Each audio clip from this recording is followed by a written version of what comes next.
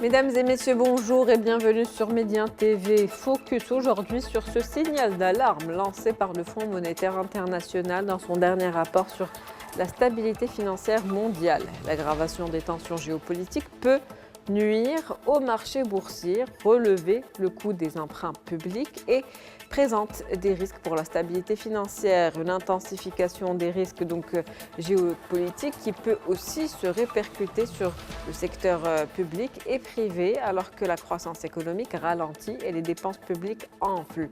On en parle avec Mostafa Aljay. Vous êtes professeur d'économie à l'Université Hassan II de Casablanca. Bonjour et merci d'être avec nous. Oui, bonjour Madame Khemlichi, merci pour l'invitation.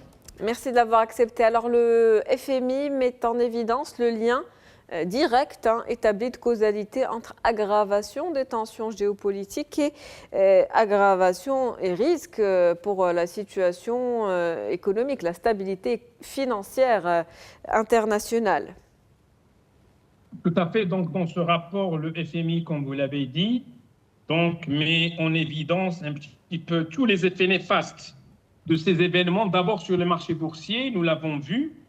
Donc, dès qu'il y a eu ces décisions, les premières décisions, d'augmenter par exemple les droits de douane à des niveaux, je dirais, inconsidérés, annoncés par le président Trump, nous avons vu que tous les marchés boursiers du monde entier ont craché.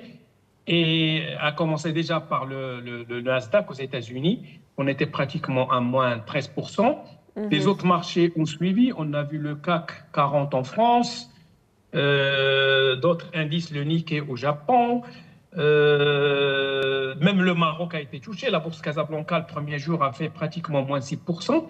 Et ces décisions, je dirais, ou ces tensions géostratégiques qui affectent d'abord le commerce mondial et qui perturbent un petit peu, si vous voulez, l'économie mondiale, perturbent en premier lieu les marchés financiers. Et il y a également, et vous l'avez dit, donc des effets sur les pays, notamment les pays émergents avec des réserves en devises un petit peu limitées. Ceci peut donner lieu également si vous voulez, à des resserrements de crédit puisque les risques sont élevés. Ça peut donner lieu également à des volatilités des marchés de devises. Donc, chaque jour qu'il y a une décision géostratégique, c'est indiqué par le rapport, il y a un impact sur le marché qui est aux alentours de 1%. Si on ajoute à tout cela toutes les guerres qui persistent, notamment la guerre, je dirais, russo-ukrainienne, les tensions qui reprennent malheureusement, et c'est très triste, au Moyen-Orient, en particulier à Gaza. Donc, toutes ces perturbations, le FMI, à juste titre, lance la sonnette d'alarme pour montrer des effets néfastes sur les économies du monde entier. Et quand on parle, tout à l'heure, on parlait effectivement de l'impact sur la bourse et sur les actions. Quel type d'actions sont les plus vulnérables en ce moment? Vous savez, si on parler du Maroc, donc le Maroc, on était bien parti au début, donc suite essentiellement depuis le dernier trimestre 2024, le marché a bien repris, il y a une confiance des petits porteurs. L'opération qu'a fait le Maroc, le ministère des Finances, sur la contribution sur les avoirs liquides, on a injecté 60 milliards de dirhams sur de la masse fiduciaire, est devenue si vous voulez, une masse monétaire en termes de dépôt, notamment au niveau des banques. Ces liquidités ont été réorientées vers le marché boursier et on a connu une progression, je dirais, qu'on n'avait jamais vue. Pratiquement, le MASI était à plus 16, plus 17%. C'est des choses qu'on n'avait pas vues auparavant. Et il y avait surtout une confiance des petits porteurs, ce qui est très important.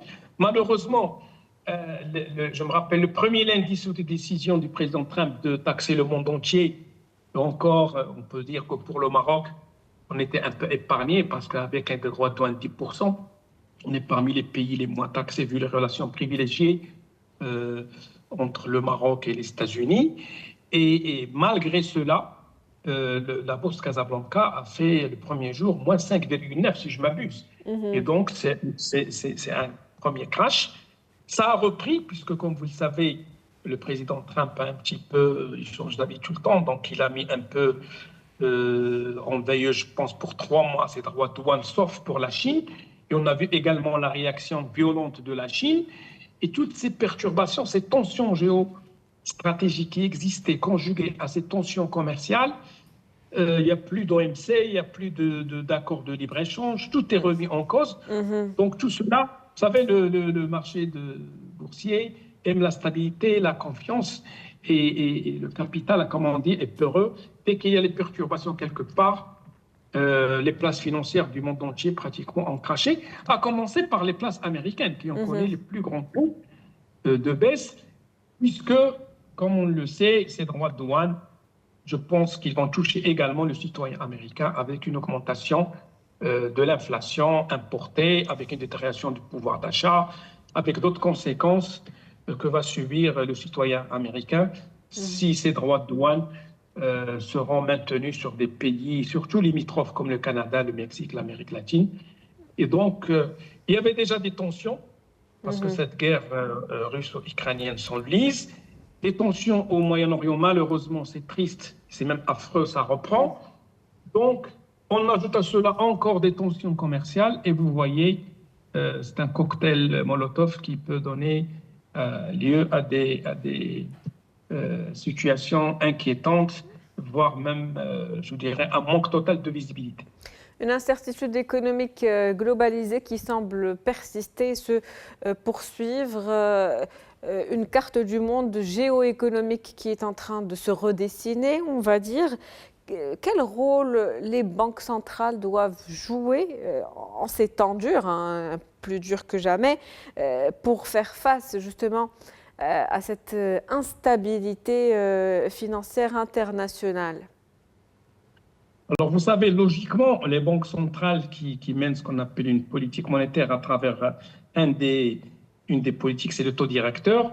Quand il y a des tensions géostratégiques et bien sûr avec des tensions inflationnistes, le bon sens voudrait que ces banques centrales relèvent le taux directeur pour apaiser et atténuer les taux d'inflation. Malheureusement, même ces banques centrales sont perturbées puisque les décisions, chaque jour, il y a une décision et chaque jour, il faut agir. Donc, ce que nous avons vu, c'est que nous étions, avant ces décisions de droits de douane du président Trump, une décision pratiquement de stabilité, puisque la plupart des banques centrales mondiales étaient en train de ramener le taux directeur, puisque même les taux d'inflation commençaient à revenir à des taux normaux, c'est-à-dire aux alentours de 2%. Et avec ces tensions, le rapport l'indique, même les banques centrales sont perturbées et prendre des décisions au jour le jour, notamment sur des instruments de politique monétaire comme le taux directeur, c'est pas évident.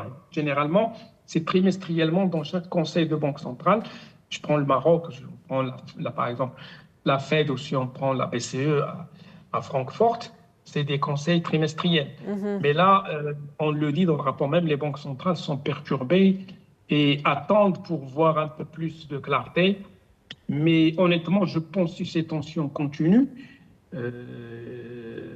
je pense qu'ils seront amenés à rehausser ces taux directeurs dans les prochains conseils si la situation perdure.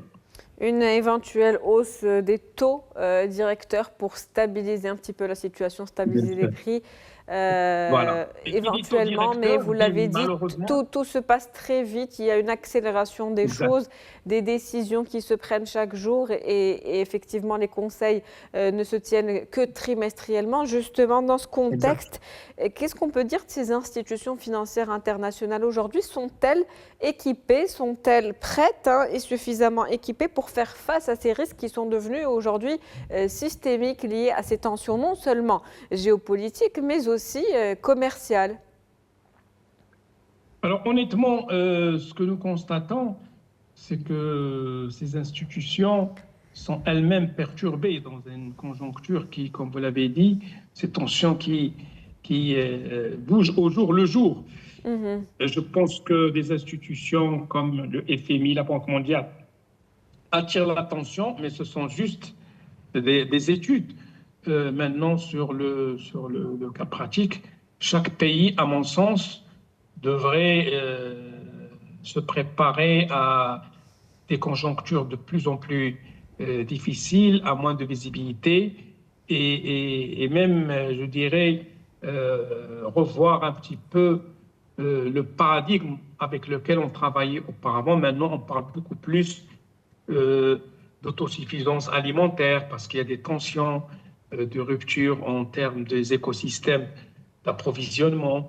On parle également d'autonomie en termes énergétiques. Nous avons par exemple vu quand le président Trump voulait imposer des droits de douane au Canada, je pense que le nouveau Premier ministre canadien a menacé de couper le courant sur les États-Unis. Donc, c'est des choses qu'on ne voyait pas avant. Donc, maintenant, la tendance est à l'autarcie et l'autosuffisance. Il faut s'y préparer. Je pense que nous rentrons dans un cycle de perturbation et du moins durant, je pense, ces 4 années qui nous attendent. Et je dirais également que pour le Maroc, même si ces tensions peuvent paraître comme négatives, on peut aussi saisir des opportunités puisque nous avons été relativement ménagés par ces droits de douane aux États-Unis à un taux relativement bas de 10%.